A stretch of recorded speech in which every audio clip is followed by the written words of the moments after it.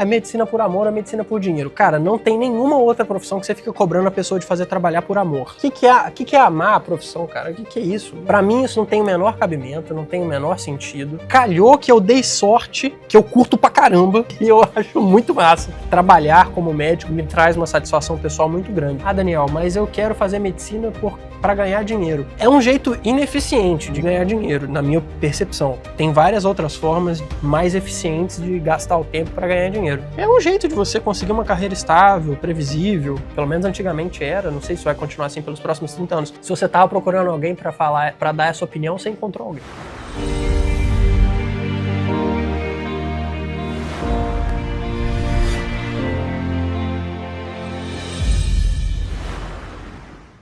Bem-vindos a mais um episódio aqui do meu podcast. Meu nome é Cauê Gasparotto, sou médico, formado pela Universidade de São Paulo. Fiz uma especialização na área de educação médica e atualmente me dedico aí à parte de empreendedorismo e inovação dentro da medicina. Tenho esse podcast para trazer algumas referências para vocês de pessoas que alcançaram já resultados significativos dentro das suas carreiras, em vários aspectos. O objetivo é sempre trazer pessoas que agreguem para a formação de vocês que me acompanham, principalmente pautada no nosso foco aqui de educação e carreira dentro da medicina. Então eu estou hoje com um amigo aqui, mais que especial, a gente conhece aí já faz bastante tempo, desde a faculdade. Estou aqui em Cleveland, gravando com o Dani. Pedi para ele se apresentar um pouquinho para vocês conhecerem um pouquinho da história dele. Tenho certeza que vocês vão aprender muito com esse cara e vão entender por que eu estou chamando ele para conversar aqui no meu canal. Dani, obrigado por aceitar o convite. É um prazer ter você aqui, cara. Prazer, uma honra. Fico muito feliz com o convite. Eu não sei se eu me encaixo nessa galera aí que eles chamam para esse podcast não, mas fico feliz de estar aqui. Com certeza, tá maluco.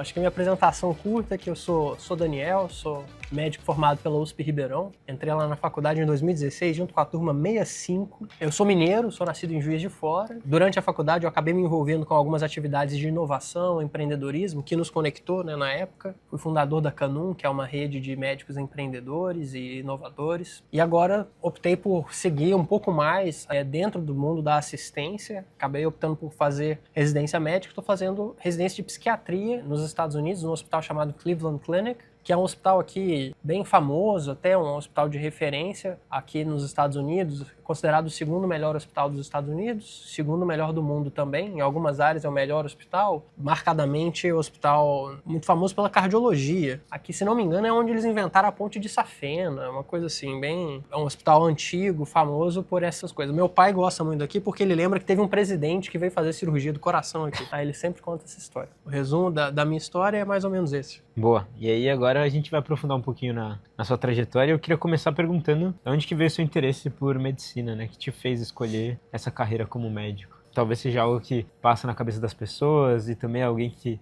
para muita gente que fez medicina também, deve ter interesse em entender por que outras pessoas escolhem essa trajetória. Perfeito. Cara, eu acho que a minha história com a medicina não é uma história grande de exemplo, não. Eu não acho que é uma boa referência. Porque o motivo de eu ter começado a fazer faculdade é muito diferente do motivo de eu ter continuado a fazer faculdade, o motivo de eu ter permanecido na carreira.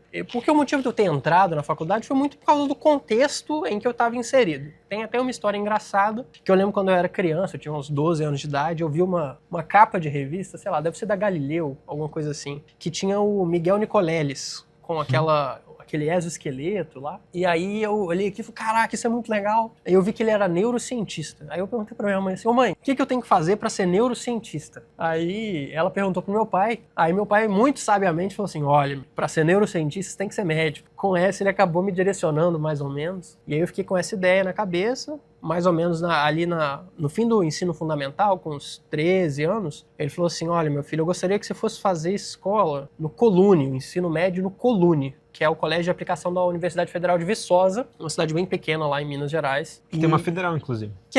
Tem a Universidade Federal de Viçosa, inclusive, muito bonita, muito grande, uma universidade importante para agrárias, zootecnia, agronomia, onde eles fazem o doce de leite Viçosa. Talvez você já tenha. Se você não comeu ainda, você deveria comer. É muito bom. Essa escola era muito boa. Acredito que ainda seja, mas na época era a melhor escola pública do Brasil. Então era muito famosa nos rankings, assim, tava sempre no top 10 melhores escolas do país. Então meu pai queria que eu fosse para lá, me orientou a fazer isso, eu acabei indo. Era uma escola super difícil, então eu estudei muito tempo lá, uns 30% das pessoas acabavam indo para medicina. Então, sei lá, se você fez faculdade na UFJF, na UFMG, na UFV, certamente você conhece muitas pessoas do Colune. Acabou que chegou no terceiro ano, eu sempre tive com esse negócio na cabeça de que eu ia fazer medicina, meu pai já tinha orientado a fazer medicina, eu tava na cabeça de fazer medicina, então eu apliquei no vestibular para medicina mesmo. Na minha cabeça, o melhor que tinha no Brasil era a USP, só que eu tinha muito medo de São Paulo. Fui fazer ensino médio em Viçosa, uma cidade pequena. Acabei aplicando para a USP Ribeirão, porque tinha outros colegas do Colune que tinham ido para Ribeirão. Acabei indo para lá.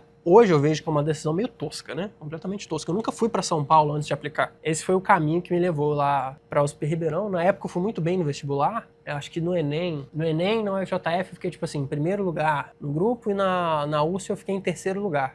Então, na época do vestibular, eu fui muito bem. Passei logo depois do ensino médio e aí comecei a faculdade. Mas acho esse ponto que você trouxe legal, porque às vezes a gente romantiza toda essa questão da escolha. E uma vez eu conversei até com um professor, até gravado aqui um dos podcasts com o Capasso, professor de Stanford, e a gente falou um pouco sobre essa questão. E a história dele é um pouco nesse sentido parecida, porque ele falou, pô, com 17 anos eu não sabia o que eu prestei medicina porque, sei lá, era o que parecia mais legal, tinha uma condição de vida melhor. Com 17 anos de idade, eu acho que é difícil você ter muita maturidade. Apesar de algumas pessoas falarem, e às vezes até pode ter realmente uma questão já de uma descoberta com um propósito grande. Acho que boa parte das pessoas não encontrou isso e quando eu tomo essa decisão, eu não vejo isso como um problema, porque a gente realmente é muito jovem para tomar essa decisão de que carreira a gente vai seguir. Quando você fica romantizando muito essa escolha, as pessoas não se identificam, né? Falam, não, se não é assim, eu não posso então fazer medicina. Eu sou cheio de hot takes com isso. Eu acho isso uma baboseira danada. Acho que medicina é uma carreira, é um trabalho, é um ofício. Pra mim faz sentido essa carreira. Entra naquela discussão, é medicina por amor, é medicina por dinheiro. Cara, não tem nenhuma outra profissão que você fica cobrando a pessoa de fazer trabalhar por amor. O que é amar a profissão, cara? O que é isso? Pra mim isso não tem o menor cabimento, não tem o menor sentido. Calhou que eu dei sorte, que eu curto pra caramba, e eu acho muito massa. Trabalhar como médico me traz uma satisfação pessoal muito grande. Mas se não fosse isso, eu ainda acharia razoável, perfeitamente ok, continuar como médico. Acho que é só um ofício, não tem essa percepção de sacerdócio, não tem essa percepção de separação, de ser algo especial, no sentido quase que transcendental, né? Igual as pessoas fazem, como se você precisasse ser uma pessoa especial, um ser brilhante, decidiu virar médico. Daniel, mas eu quero fazer medicina para ganhar dinheiro. É um jeito ineficiente de ganhar dinheiro, na minha percepção. Tem várias outras formas mais eficientes de gastar o tempo para ganhar dinheiro. Agora, é um jeito de você conseguir uma carreira estável, previsível, né? Pelo menos antigamente era, não sei se vai continuar assim pelos próximos 30 anos. Historicamente foi assim, então tá razoável também, se é isso que você tá procurando. Pra mim, tranquilo, assim, não tenho nóia com isso não. Se você tava procurando alguém pra falar, para dar essa opinião, você encontrou alguém. É isso, acho que a gente desmistifica algumas coisas. Algumas pessoas às vezes têm esse receio de achar que não podem porque não encontraram um propósito. É uma discussão... Eu só fui decidir que eu queria ser médico no meio da faculdade, cara. O motivo de eu entrar na faculdade foi esse, foi o contexto. Eu não queria desistir. Eu já tinha isso na cabeça há muito tempo. Cara, só que o primeiro ano da faculdade, eu odiava a faculdade todos os dias. Eu detestava todos os dias. Meus dias eram horríveis. Eu lembro de ligar pra minha mãe e falar assim, nossa mãe, muito ruim esse trem. Chato demais, que ficar decorando proteínazinha, ficar decorando via metabólica, eu achava que negócio nada fazia sentido, os professores não eram médicos, era uma galera que não tinha a menor conexão com a medicina, e eu ficava lendo aquele trem, achava horrível, e a minha mãe falou assim, Daniel, vai embora pra casa, você nem gosta desse trem aí, vai embora. Aí eu falo assim, não mãe, se todo mundo conseguir, eu vou conseguir também. Eu bati o pé, teimei, e foi minha sorte, porque no meio da faculdade eu comecei a gostar. Quando eu comecei o terceiro ano da faculdade, a gente começou a fazer semiologia. O ciclo clínico. O ciclo clínico. Então a gente começava a ver paciente. Cara, eu fiquei maluco. Eu achava aquilo o máximo. Caraca, e eu aprendi a entrevistar as pessoas e fazer exame físico. E aquilo me deixou numa empolgação que eu lembro, conversei com a minha esposa sobre isso uns dias atrás e ela lembrava que a gente começou a namorar, eu tava no começo do terceiro ano. Então foi justamente nessa fase que eu tava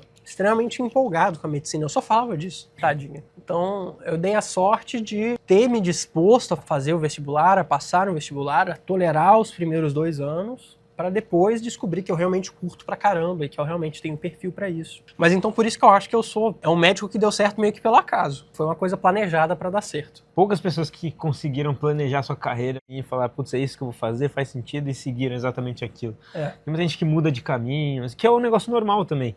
Hoje eu vejo muitos profissionais que estão numa segunda, terceira faculdade, e aí decidem fazer medicina, ou fizeram medicina, vão fazer outra coisa. Eu acho que hoje em dia a gente tem uma flexibilidade maior para tomar decisão do que no passado, talvez. No passado você fazia ou medicina, ou engenharia, ou direito, e você seguia aquele caminho para sempre ali. Hoje eu sinto que tem um pouco mais fácil de você fazer essas transições.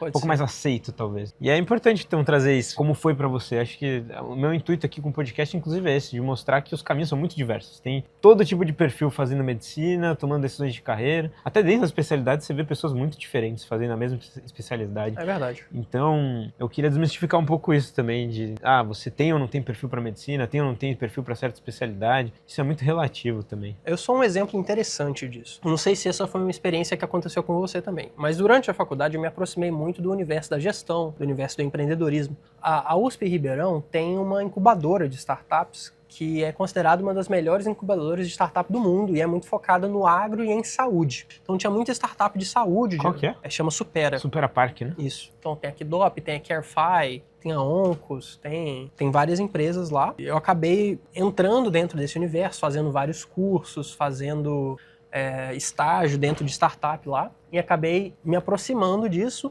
tanto que isso estava tanto na minha cabeça que eu acabava conversando um pouco sobre isso com os colegas. E os meus colegas achavam muito esquisito isso. O que o Daniel tá falando de empreendedorismo, de medicina, acho nada a ver. Tipo, já teve vez, cara, de eu ir pra plantão, eu tava dando uma carona pra colega que ia pegar o plantão junto comigo, e ela me perguntando se eu achava se eu tava no curso certo, velho. Tipo assim...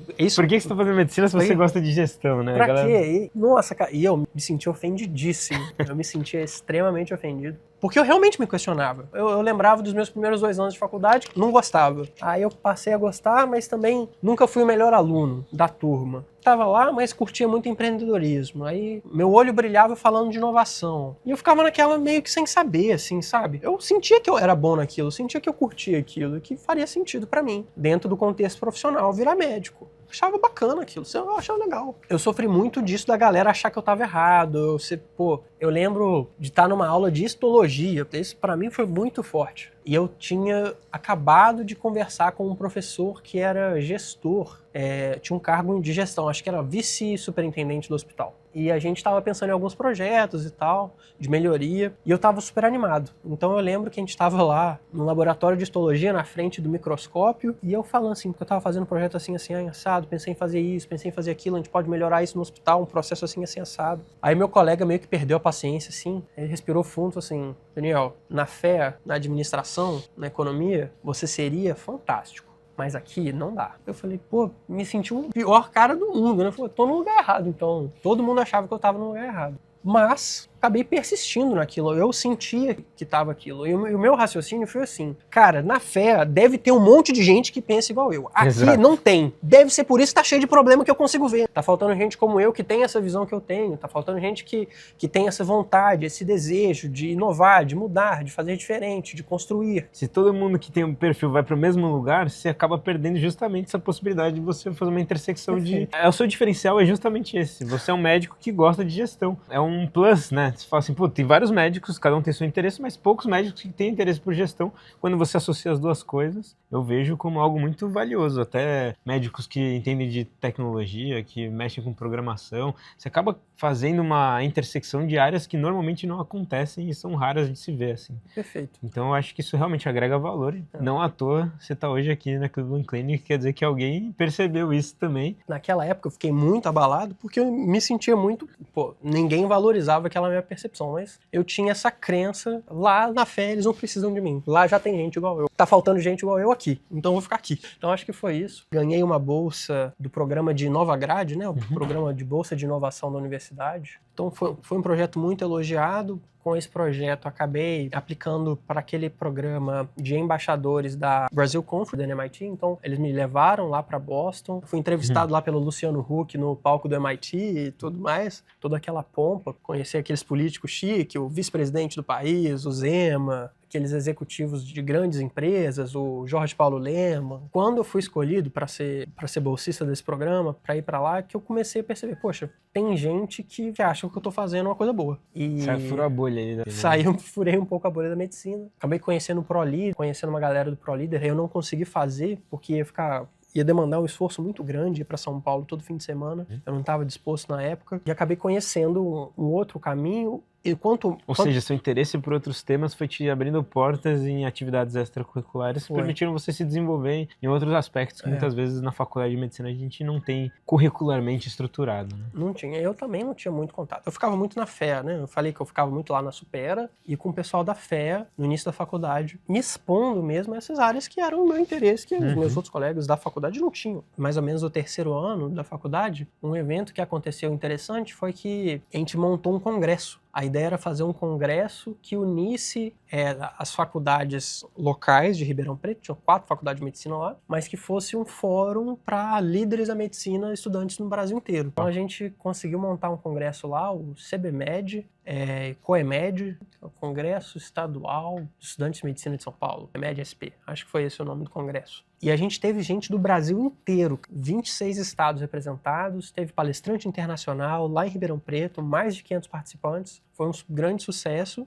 Eu me conectei com pessoas que eram assim, grandes estrelas, estudantes de medicina do país inteiro, pessoas fantásticas, brilhantes. E eu falei assim, cara, eu preciso arrumar um jeito de manter essas pessoas por perto. E eu acabei com isso fundando a Canum, que é uma espécie de comunidade, uma espécie de fellowship para médicos inovadores que trabalham com gestão, empreendedorismo na medicina e que tem gente aí, o Cauê faz parte dessa rede, mas tem gente na Cleveland Clinic, o segundo melhor hospital do mundo, tem 2 na Stanford, tem gente na Johns Hopkins, que começou lá em 2018 quando eu tive essa ideia de trazer essas pessoas com interesses parecidos, né? Cada um se sentia meio isolado em sua faculdade, deixado de lado, mas juntos a gente apoiava um ao outro, falava, não, tá certo. Se você gosta disso, a gente vai te ajudar. Foi muito parecido com até a trajetória que eu tive também dentro da USP em São Paulo, né?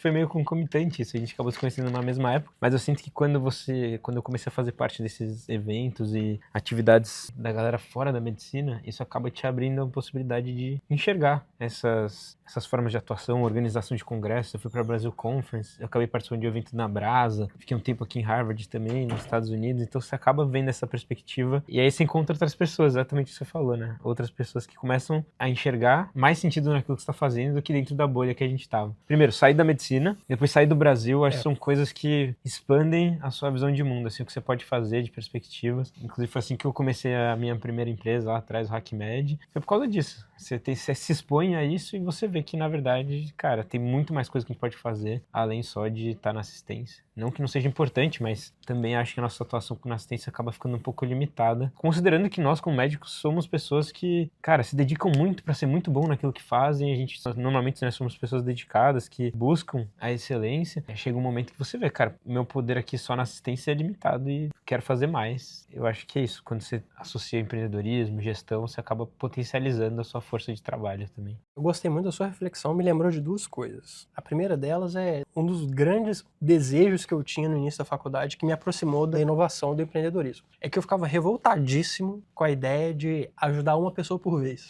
Nossa, mas a gente estuda, se dedica, dá a raça, dá o sangue para fazer o impacto uma pessoa por vez, mas eu só tenho 24 horas no dia, eu ainda tenho que dormir. Como que eu faço para atingir mais pessoas? E com a tecnologia a gente consegue dar escala. Então eu preciso da escala, eu preciso da tecnologia, eu preciso aprender como que usa essas ferramentas para alcançar mais gente. E foi com isso que eu acabei usando esses conceitos nos projetos de extensão. E a segunda coisa que você falou de expandir os horizontes para outras opiniões. Cara, no início da faculdade eu achava que todas as opiniões eram que eu estava errado, que eu estava no lugar errado, porque eu via só as opiniões da faculdade das pessoas ao meu redor, que eram justamente as pessoas da medicina. Só que as pessoas da medicina são um universo desse tamanho. Quem disse que eles estão certos? Então eu tive que me expor a opiniões de muitas outras pessoas que tinham outras visões, outras percepções para falar assim, ó, talvez é o pessoal da medicina que tá errado. Quando que você tomou essa decisão de ir pra fora do Brasil, cara? Porque você ficou um tempo, né? Fez estágio fora, acho que é legal você falar um pouquinho sobre isso também. E depois essa decisão de morar nos Estados Unidos, que também é uma outra transição, imagina. Eu já tinha exposição a esse contexto de fazer residência nos Estados Unidos, porque eu tinha um amigo que estava fazendo o processo, o Zé Eduardo, que tá lá na Stanford. Que já, inclusive, já gravei no canal aqui com ele, foi, eu acho que o primeiro ou segundo vídeo do canal. Ah, é? Foi com o Zé Eduardo quando ele tinha acabado de entrar em Stanford. Agora ele tá no 4º ano, né? Ah, que legal. Tá 4º ano de residência, acabando aqui. Mas vou deixar até o link aqui do primeiro vídeo, quando tá no R1 lá de Stanford, a gente gravou, cara. O que aconteceu foi que eu sempre tive na cabeça que eu queria fazer um intercâmbio. E aí acabou surgindo uma oportunidade de um intercâmbio diplomático educacional dos BRICS, o Bloco Econômico. E aí eu fui escolhido como um dos representantes da medicina do Brasil. Lá na USP Ribeirão. Isso eu ainda estava na USP em Você 2019. foi atrás disso por conta ou foi uma Cara, oportunidade? chegou no e-mail. Chegou no e-mail da USP. E aí, Cara, isso é bizarro. Às vezes pinta nessas oportunidades. eu acho que o pessoal da Rússia tinha procurado universidades com um Entendi. e-mail educacional, eles acharam da USP e eu sei que eles acharam da UFOP. Porque daí eles mandaram um e-mail pro Oscar também. Chegou no e-mail institucional da UFOP. O Oscar me mandou mensagem assim: ô Dani, bora nesse negócio. Eu tinha olhado aquilo e falei: puta, fazer o que na Rússia, mano? Que viagem é essa? Lá de Vostok. Só que o Oscar me falou, aí eu falei: se você for, eu vou. E aí eu me inscrevi. E o Oscar, safado, não se inscreveu. Ele teve algum problema lá com o pai dele, que acabou não podendo ir. Mas eu me inscrevi, fui aceito. E fui para Vladivostok. A universidade ficava numa ilha. Depois vocês procuram no Google aí, as imagens se chama FEFU. Cara, lindo. O campus maravilhoso. A gente acordava assim, viu o sol nascendo na frente do mar. Eu caminhava na beira da praia todo dia. Aí estourou o Covid, as aulas ficaram tudo online. Comecei a treinar para meia maratona na época, assim. Sei lá, fiquei inventando coisa pra fazer. Mas aí eu tirei aquele tempo para pensar na minha vida. O que eu queria fazer da vida. Porque eu tava num momento que eu tinha que tomar uma decisão. Eu não sabia se eu gostaria de fazer residência médica. Pensei em tocar carreira na gestão. Ou se eu ia fazer assistência. Se eu ia fazer residência, não vou fazer residência. Se eu vou fazer residência, eu vou fazer no Brasil, não vou fazer no Brasil. Se eu for fazer residência, de que eu vou fazer residência? Então eu tirei de uns 3 meses que eu realmente não tava afim de estudar, não tava vendo nada de medicina. E eu tirei aquele tempo pra pensar. Eu corria muitas horas por dia, caminhava muitas horas por dia. Cara, eu não sei se você tem essa impressão, mas eu sinto às vezes que a faculdade, o mais importante de tudo, e às vezes é o que a gente menos investe tempo, é em descobrir o que faz sentido pra gente. Parece que a gente entra naquele fluxo e só vai sem pensar. E aí quando você vê, você tá fazendo alguma coisa que vai demorar muitos anos pra você sair daquele ciclo e você nem sabe por que está lá. E tirar esse tempo pra refletir, pensar, tipo, essa parte de autoconhecimento, de você pensar, entender o que faz sentido pra você, eu acho que é algo que a faculdade deveria investir mais, a gente deveria ter mais tempo pra isso, porque, cara, se você encontrar o que faz sentido pra você, você vai estar muito mais motivado pra fazer, e no fim do dia a chance de você ser melhor naquilo é muito mais alta do que se você não sabe o que está fazendo, né? Então eu acho que talvez deveria, em algum momento do nosso ciclo educacional, ter um tempo assim pra parar. Eu já refleti sobre isso muitas vezes assim, e eu sinto que na faculdade falta isso. A gente não tem tempo pra parar pra pensar o que a gente quer. Não dá pra pensar. Na faculdade eu senti que eu não conseguia pensar o suficiente. Que eu sempre tinha uma outra tarefa ocupando a minha cabeça. Sempre a próxima prova, né? Sempre tem uma prova semana que vem. Tipo, sempre tem uma prova semana que vem. Realmente, eu dediquei um tempo desconfortável de refletir. Sim. Então eu sentava, lia um livro, lia um pedaço de livro de filosofia, começava a pensar naquilo, eu tentava aplicar na minha vida, aí eu olhava pro lado, olhava pro outro, caminhava um pouco, aí eu comia um chocolate, e eu ficava pensando aquilo, pensando no que eu tava fazendo, por que eu tava fazendo, onde eu queria chegar. Então eu realmente gastei um tempo, muitas horas refletindo. Muitas, dezenas de horas, talvez provavelmente centenas de horas. E algumas coisas que naquela época eu cheguei à conclusão. Eu cheguei à conclusão que eu gostaria de tentar maximizar pontos de liberdade, graus de liberdade. Então eu queria maximizar liberdade de tempo, queria tentar maximizar liberdade geográfica, queria tentar maximizar liberdade de quanto trabalhar, com quem trabalhar, onde trabalhar, com o que trabalhar, para comprar o tempo para fazer todas essas coisas. Então eu falei assim, beleza, se eu quero aumentar os graus de liberdade, o que eu posso fazer para isso? Na mesma época eu pensava, o que eu gosto de fazer? O que eu sinto que eu sou bom de fazer, que eu sou melhor de fazer que a maioria das pessoas, que me faz, que eu sou mais confortável em fazer que as outras pessoas. E eu sentia que eu tinha algumas características que me tornavam relativamente talentoso ou tendenciosamente a ser talentoso talentoso na área da psiquiatria. Eu achava que eu era muito bom de escutar as pessoas, eu achava que eu tinha uma tolerância muito alta para atitudes e pensamentos atípicos. Eu nunca julguei as pessoas podem falar as coisas mais absurdas pra mim, eu falo, nossa, cara, que diferente, e como que isso é pra você? Tipo assim, eu nunca julgava as pessoas e sempre tinha muita tolerância, muita paciência com pacientes com transtornos psiquiátricos que meus colegas achavam um saco. Eu falo, não, cara, pode deixar que eu atendo, eu adoro. Eu vi assim, pô, interessante. Então, se eu for fazer para assistência, psiquiatria parece que é uma coisa que eu vou ser bom. Eu curtia muito comportamento, sempre fui um fã de comportamento. E a psiquiatria é uma das áreas que trabalha muito com isso, né? Junto com a cardiologia, a endocrinologia, que são meio que doenças do comportamento, por assim dizer. Que tá muito alta, né? Hoje em dia, a mudança de estilo de vida. Exato, estilo de uma área vida. que tá crescendo muito. E então eu falei, pô, isso é interessante. E a psiquiatria me permitiu algumas outras coisas, que é a liberdade geográfica, de certa forma, porque você tem como trabalhar pela internet, com telemedicina. E é uma área que remunera bem e acessível nos Estados Unidos. Agora, se eu quisesse ter liberdade geográfica no máximo do máximo, eu precisava ganhar em moeda forte. Então não dava para ser em real. Então eu precisava, idealmente, fazer isso num país forte. Convenientemente, o país onde tem a moeda mais forte nesse sentido é os Estados Unidos, que também tem um dos melhores treinamentos do mundo. Que o treinamento médico é uma coisa que é levado muito a sério. Juntou esses fatores que eu me sentia bom, que ia me permitir ter a liberdade que eu gostaria, ia me permitir uma liberdade financeira mais acelerada dentro do mundo da assistência, com o desejo de ter o melhor treinamento. Eu falei assim, já que eu vou virar médico, já que eu vou para assistência, eu quero ser o melhor médico que eu posso ser. Então eu preciso do melhor treinamento. Então calhou que eu consegui juntar todos esses fatores e eu falei assim, pronto, então eu vou para os Estados Unidos, vou fazer residência médica, vou para os Estados Unidos, vou fazer alguma coisa que eu me sinto que se eu treinar bastante eu vou ser bom. Eu acho que eu tenho algumas tendências naturais aqui que vão me permitir ser bom nisso. Eu vou curtir, eu vou gostar de fazer isso por tempo suficiente até que eu vou ter algum nível de masterização dessa arte. Financeiramente eu vou conseguir alcançar meus objetivos.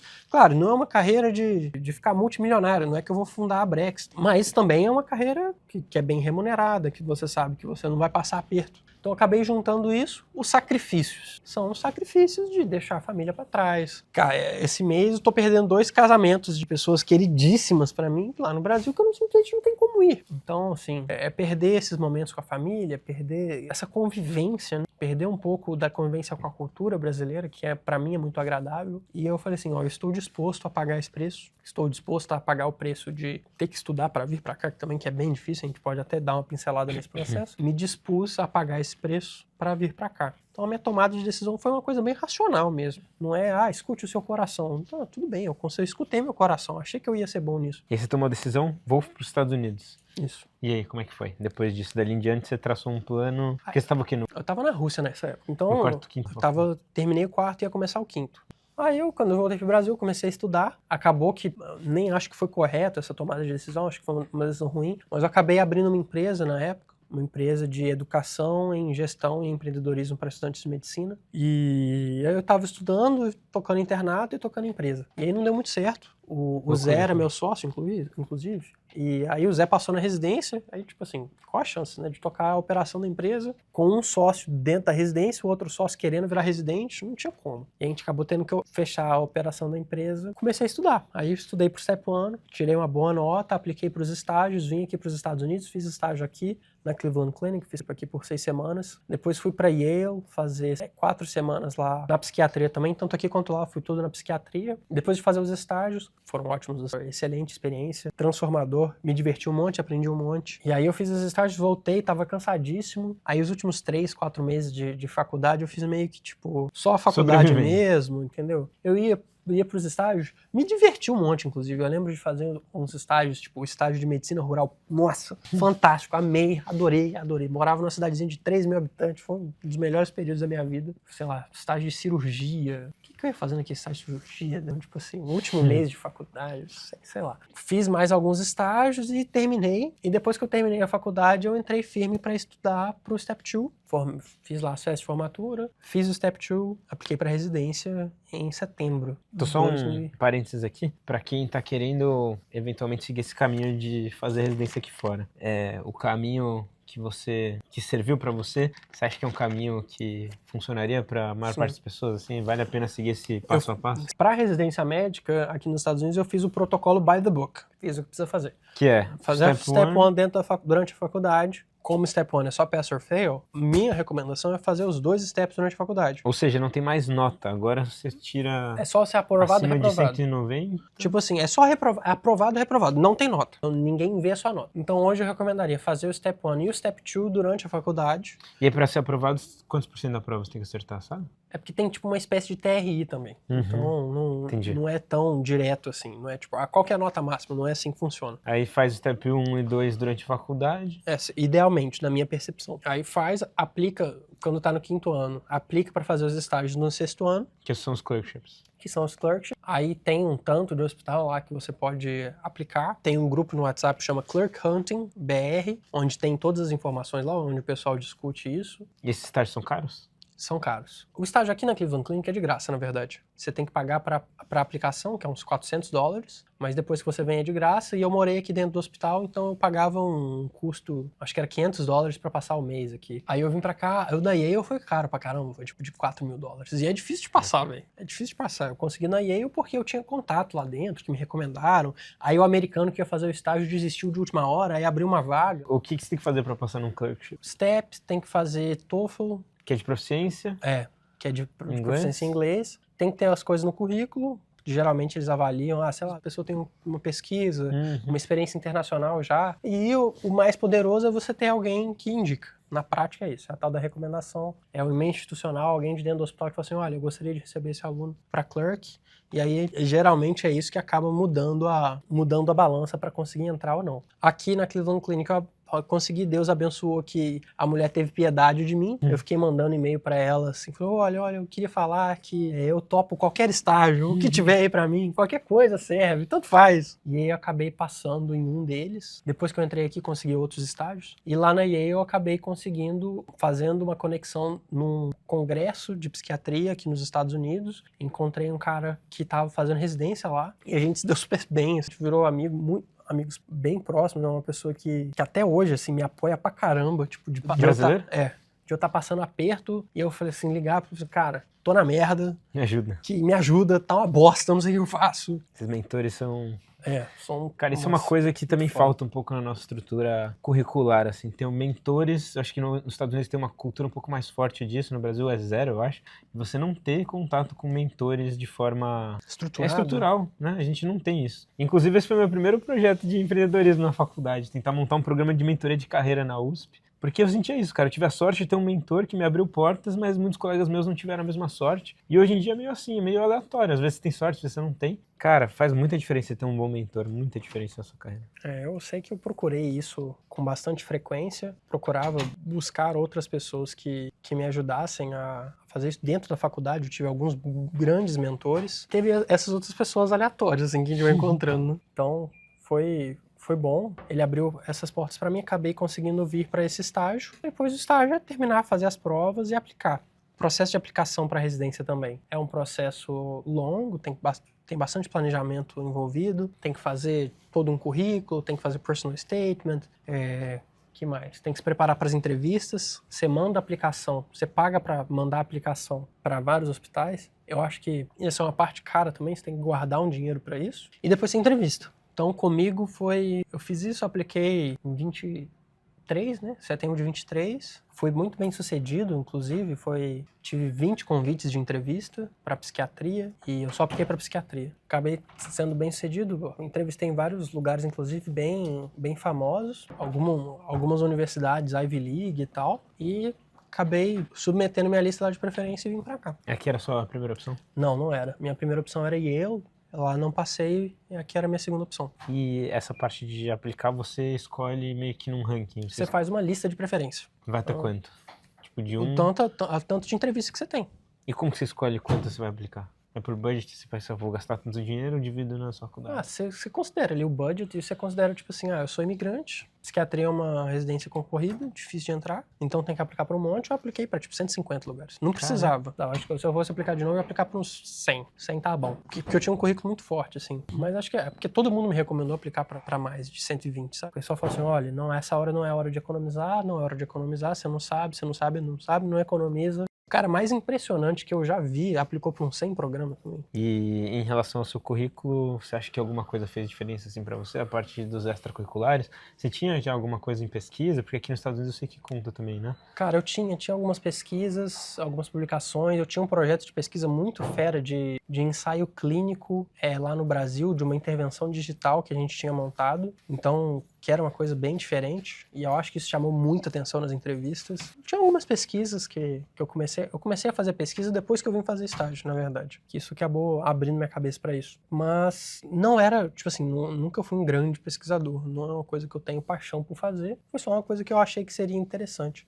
Então eu tinha algumas publicações, tinha umas meta-análises, tinha esse projeto de pesquisa de ensaio clínico, tinha uns pôster aqui e ali, uns projetos perdidos do início da faculdade de economia comportamental, umas coisas nada a ver, assim. Mas foi isso. Essa de economia comportamental nunca ninguém me perguntou nada. E o que você vê como diferencial, assim, para sua aprovação aqui em termos de... Minhas cartas de recomendação eram fortes. Uhum. Quando eu vim aqui para Cleveland Clinic, o pessoal me adorou aqui. Eu mandei muito bem. Essa parada brasileira Over-delivery, né? De vir pro lugar e entregar mais do que... Puta, eu entreguei muito. Entregava muito, dei muita raça no estágio. Todo dia eu vinha, dava 100%. Tipo, tinha dia de eu, sei lá, tá fazendo pesquisa durante o estágio. Então, eu mandava um e-mail pro professor 3 horas da manhã e encontrava ele 7 horas da manhã no elevador no hospital. Ele falava, você tá cansado? Eu falei, não, tô bem. Então, dando raça total, assim, sabe? Acho que as cartas de recomendação fizeram muita diferença. A pesquisa ajuda na narrativa, né? O projeto de extensão que eu fiz também foi muito bem falado e... O do evento que você organizou? Eu nem falei muito, né? O projeto Passeio. A gente ensinava...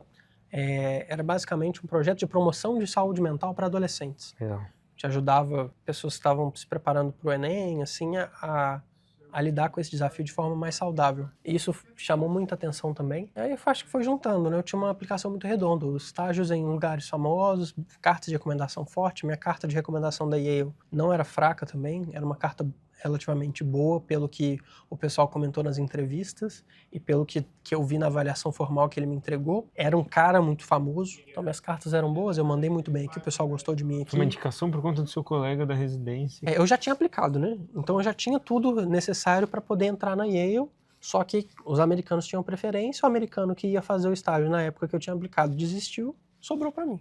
Entendeu? E aí a recomendação me colocou pra dentro. E aí a carta de recomendação do meu professor, supervisor do estágio. Entendi. Que ele escreveu a carta. Esse residente não escreve carta. Quem escreve carta é o professor. Entendi. Diferente. Ele escreveu a carta, então tava muito redondinho, né?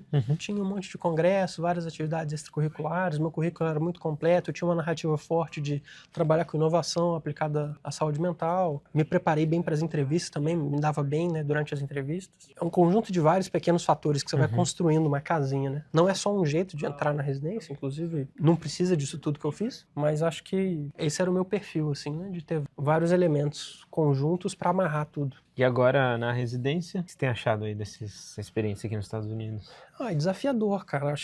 Eu achei que ia ser menos difícil. Tô achando difícil pra caramba. Gasta uma energia mental muito grande. Uma residência acho que é pra ser assim, né? Acho que é pra gente se desenvolver.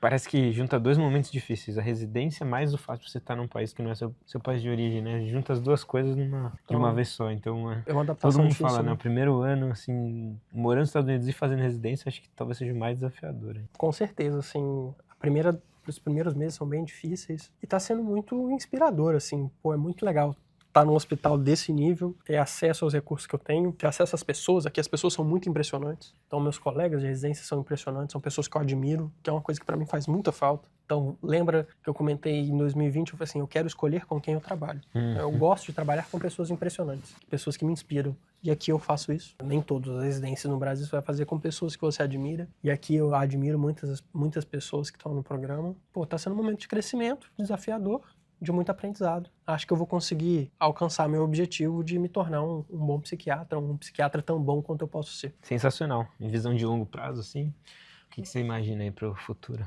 Cara, eu ainda não tenho tantas certezas, eu acho que são mais dúvidas que certezas, mas eu acho que vou tentar tocar uma carreira aliando assistência médica, cuidado ao paciente, com elementos de inovação, elementos de tecnologia, tentando aliar essas duas paixões aí. E você pensa em ficar por aqui mesmo? Ver essa ideia de voltar ao Brasil? É algo que tá aberto ainda? Eu acho que isso é uma coisa que tá bem aberta ainda. Acho bem provável que eu vou ficar aqui nos Estados Unidos pelo menos um tempo, né? No início da carreira, até conseguir alinhar as coisas, né? Conseguir consolidar aqui a carreira.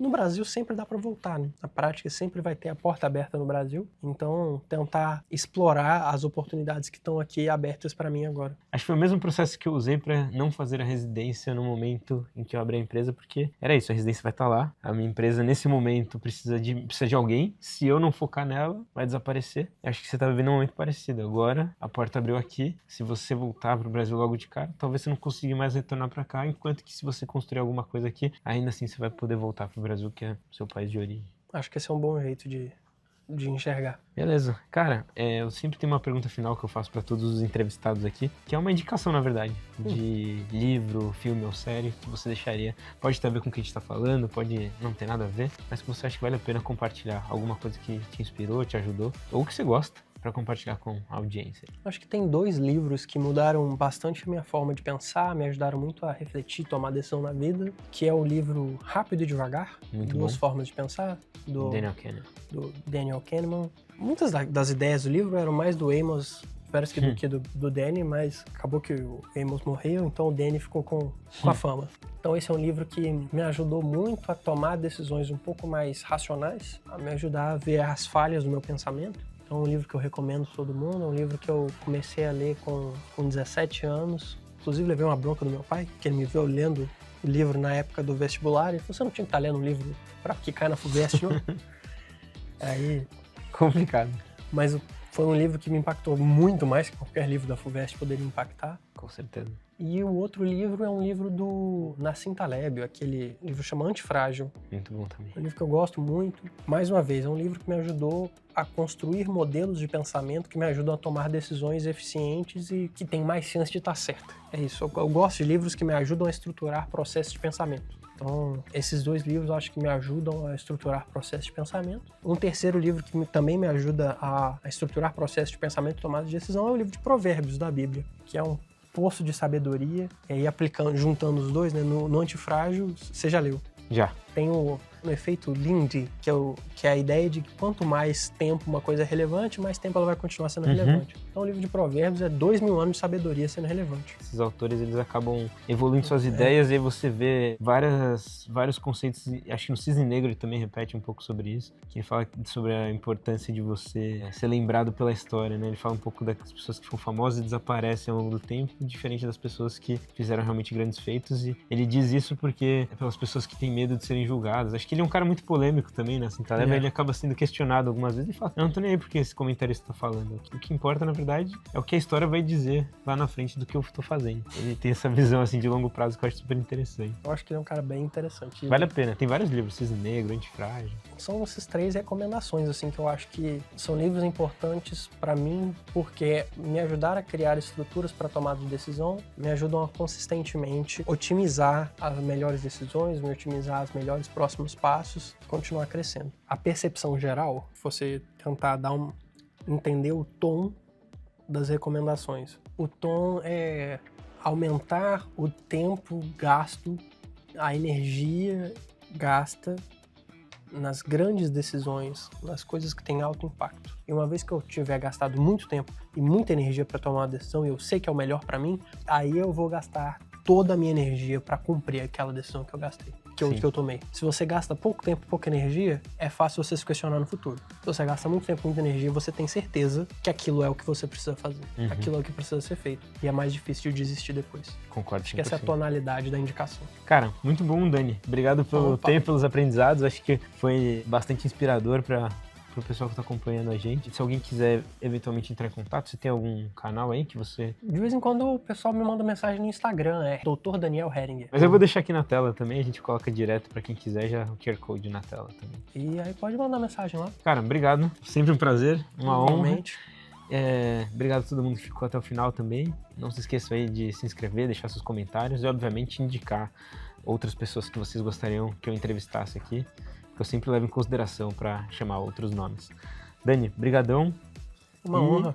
Obrigado, a gente vai se convite. falando, cara. Quem sabe mais pra frente você não traz mais da sua perspectiva depois de alguns anos aí aqui nos Estados Unidos. Com certeza, vai ser um prazer. Legal. Valeu, meu querido. Valeu, Tchau, cara. tchau. Muito obrigado.